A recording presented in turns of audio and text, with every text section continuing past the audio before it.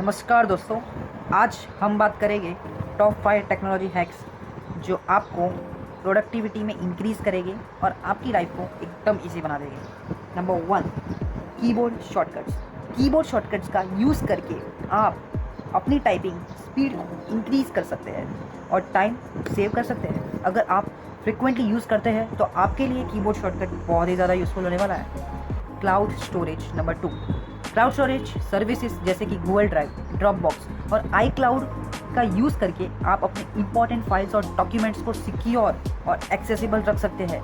इससे आप अपने फाइल्स को हर जगह एक्सेस कर सकते हैं और अपने प्रोडक्टिविटी को इंक्रीज़ कर सकते हैं। Number 3,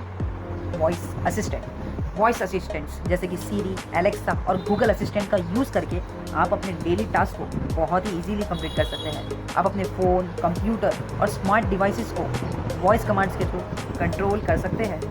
next is productivity apps. Productivity app जैसे कि ट्रेलो, एवरनोट और टूडूइस्ट आपको अपने डेली टास्क को ऑर्गेनाइज करने में हेल्प करते हैं। इससे आप अपने टास्क को प्रायोरिटाइज कर सकते हैं और अपनी प्रोडक्टिविटी को इंक्रीज़ कर सकते हैं।